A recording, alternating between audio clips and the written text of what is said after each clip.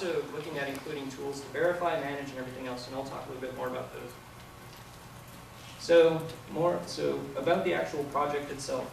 We're open and community driven. We're not looking to sell Linux. Of course, we're looking to sell support, but at the moment, we're not looking to sell Linux or anything like that. We're trying to use the community as much as possible. We have external mailing lists, those kinds of things, looking for as much input as possible as to what would it take to actually get this thing up and running, how many people can get involved, and actually define tools and those kinds of things. Trying to make sure that we're talking to the community and we're listening as well. And then, so we're basically building it on top of the standard Linux distribution. If you look at what the difference between an actual, just a standard Linux box running an OS and everything, what's the difference between that and an HPC cluster? There's only like a handful of tools that layer on top of the base OS that make an entire cluster. So if we can focus in on what those tools are, make those modular enough, the base OS doesn't matter after a while. So you could go CentOS, you could go Red Hat, you could go Ubuntu if you really want to. And so and the hope is that we can. So what we're trying to do is figure out what those pieces are that make the HPC system an HPC system. And then another piece that we're really focusing on is this verification suite. How do you know that your HPC system is actually running, or up to snuff, basically? Is all the hardware working? Are all the packages working? Is the compiler actually going to work with our stack? And that's what this suite is actually it's aiming towards. And also, so, let's see. Yeah, that's good. About the team. So we have about 7 people. It's slowly growing a little bit. Basically, I took all the names out because we don't want anybody stealing our people. So here's the broad overview of the people that are on the team. We've got a lot of Sun architecture and software knowledge. Some people have been embedded doing very large-scale systems and all the Sun hardware. We have a couple of people that were specifically on the Lustre team. They came over, so they've got that knowledge, kernel knowledge, system integration. Then we have we have some access to some technical writers and communicators. We are working on the IB specialist. Let's see how that goes. And then we also have a set of interns that are specifically, right now we're focusing on them for working with our verification suite and trying to get that testing going. And yeah, we're distributed a pretty good distance, which is fun for a conference call. So the history of our group, or the history of the project, it was announced at SCO7, and that's kind of the first mention of it. January, we were all put together as quickly as possible, met for the first time in January. We officially launched mid-February. Most of us weren't really on board until the second week of February. So we've been moving as quickly as possible. We're right now working on the beta release. It's an internal beta release, trying to keep as much wraps on it as we can so that we don't have too many people pulling us in too many directions. But actually I'm working on it right now, and they're upset at me because I haven't finished the DVD yet. And then, so we're also on track for our first release. That'll be at International Supercomputing in June. Here's kind of a pretty graph showing the roadmap. Basically, and the first thing that we did was we called it Alpha. It was basically looking at what happened at TAC. What base did they have? What packages were used? We started really identifying what was there.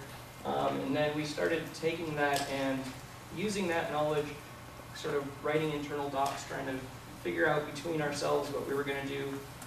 There were a few other projects that were going on that we had some input on, that just kind of getting our names out there. Right now we're working on the beta, and it's a CentOS 5.1 base right now.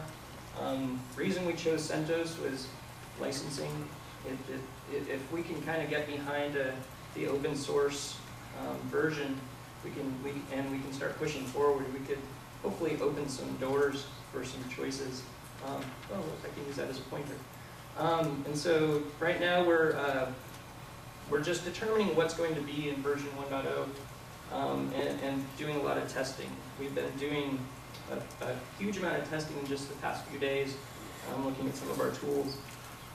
So 1.0 in June at ISC, the idea is that it'll work out of the box and it'll be great, and like trumpets will sound and we'll just be champions and stuff. Or it'll take some work, but we'll do our best. And it'll also have the verification suite, as much of it as we can. And then next release, we haven't really determined our versioning numbers yet, so that's just a big next release. That's going to be about 6 months time frame between these releases. Basically, just focusing on what new features do we have to put in that we missed in 1.0. More about the stack. So the base distro choice was, it was really based on community input. Some needs that were talked about right now was kind of what drove us to CentOS. Now the question is, it's like, well, can we stick with CentOS 5.1? Who's going to support it and that kind of stuff? If you need total view support, good luck with CentOS 5.1. And that's really where having the modular base distro and being able to wipe that out and put in whatever the end user needs. And so that's where that goes. Verification suite. Yeah, so this is where a lot of the work is going on, because the problem is we don't want to include licensed software into our stack. If I hand you an ISO, I want you to be able to run your cluster and not have to go and talk to Etnis and not have to go and talk to Intel or whoever else to get all of your licenses running to get your system. But we want to make sure that those things still run in the end.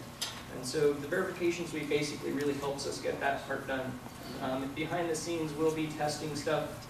We'll load up our own cluster, use our own software, load these third-party software on there, make sure that everything works as best as possible. We're not NPI geniuses, but we'll do our best to try out the various compilers and stuff and debuggers and whatnot. And so that's really where a lot of our work is, just to make sure that everything's going to work together. And then, so the product, I hate that word, but the deliverable is going to be an ISO, or at some point we'll make fancy little DVDs and jewel cases, and somebody will draw a giraffe on it just for fun. And so basically, that's what we're aiming for, is to have an ISO that's freely available. You download it, it has all the tools and documentation needed to basically get your cluster up and running. And that's, so that didn't quite come out as well. It looks really pretty right here. It'll also look better on when people actually download the slides and they can see them. This is just a boot screen from the DVD. I worked really hard on this, so I'm going to make it up there. It's just a standard DVD. So, all right, here's the happy layer slide. Basically, all this is just showing just what we're trying to do. Like, you got the bare hardware. I say hardware because, I sell Sun hardware, but whatever.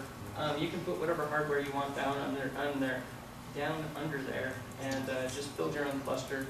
You throw the Linux distro on top of that. Right now we're in InfiniBand focus, so OFED within the Linux distro. On top of that, you've got your file systems, Lustre, because we're at Lug, and I'm in the Lustre team. So basically the parallel file system there. On top of that, you start doing management type stuff. So we're focusing on OneSys, which is out of Sandia, basically because it's a provisioner / installer that can do diskless and diskful, all within the same package, and really gives you a good one large package to basically manage the entire cluster. Conman, PowerMan out of Livermore, because those are the best tools ever for console and power. Resource scheduler, I leave that as a generic resource scheduler because there are so many options right now that it depends on which site you're at, who's going to be using Slurm or Moab or anything. So we can't really well define this. That's where the verification suite comes in and says that, well, our stuff will still work with it. On top of that, the MPI layers. We're looking at OpenMPI and Babbage, and Babbage 2, if you want to throw that in there too. So that's just the MPI layer. And then a lot of this is just things that could be layered on top. I mean, right now we're RPM based. It's just simple packages. You can install whatever you want to on top of it. Our hope is to make sure these will work. And then this little thing just to make everybody feel good that we're trying to do all of it. So here's an eye chart that it makes a cool little wave. So again, when you can download the slides, basically this is just showing sort of a lot of the packages that we're focusing on, and sort of where they're at. So the light blue, I guess that looks like blue, is the beta, what we're focusing on for beta. And then 1.0 is the rest of this dark purple, which includes the stuff from beta and whatnot. And we met as a group and kind of made some handy little categories for things that we were trying to fill in. Like the first one here is provisioning and schedulers and stuff. And so these are all the options that we're looking at there. This is by far not a complete list, and we're always still adding to it, much to the annoyance of people that keep trying to download this from us. So, like, it's just what hardware are we focused on. There's a lot of Sun hardware in there because we're Sun. I think I mentioned that. And then, ILOM, the integrated lights out management stuff. So people can look at that later and yell at me about what's not included. A thing to note is some of these are underlined. Let's see, the underlined means that it's actually an option. So it's not included in the stack, it's verified to work with the stack. Things that are bold, let's see. Yes, so yes, things that are bold and italicized are also not included and require licenses. Again, so those things are just they're gonna be verified. We know that they'll work with our stack, but we aren't gonna be supplying them.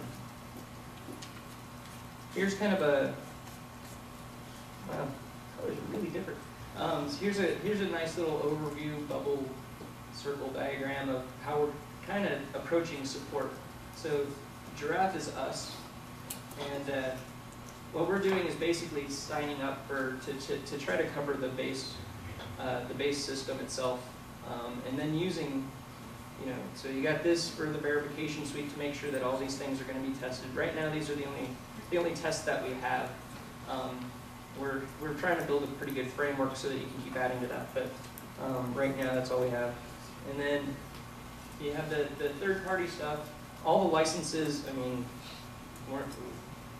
I myself really don't want to stand in and try to do total view debugging, so which is a weird thing to think of. But so all of those third-party licenses, you go to the third party and actually work on those. And then a lot of community. We're going to try to disseminate as much into the community as possible, feedback as much as we can, and try to figure out how to solve bugs and make sure they stay dead. So. All right, so this list kind of grows and shrinks and stuff, but these are the main communication paths that we have at the moment. We do have an external emailing list. You can go to the standard Lustre site just like you would sign up for all the other Lustre mailing lists, and now you can join our software stack mailing list. It's pretty low flow right now because we're all afraid of being the first one to mention something NDA on it, and like the gods of Sun come down and hurt us. But at some point, one of us will finally start emailing on that and start using it a little bit more.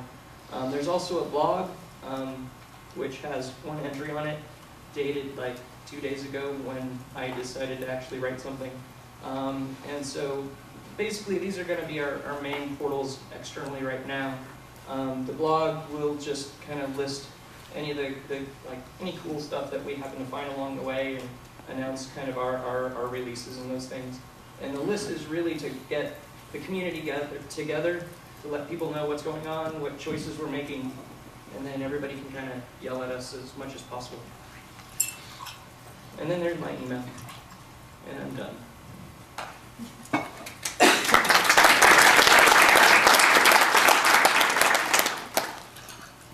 Anybody got questions? So how do you differentiate this with rocks? So differentiating this from rocks. So I get that a lot. Like, why aren't I just using rocks? I'll put my personal biases aside of hating rocks with a personal passion. But oh, did I let that slip? So the thing about rocks, it serves a purpose. I mean, it's a nice all-in-one. You throw it in, it comes up, it runs.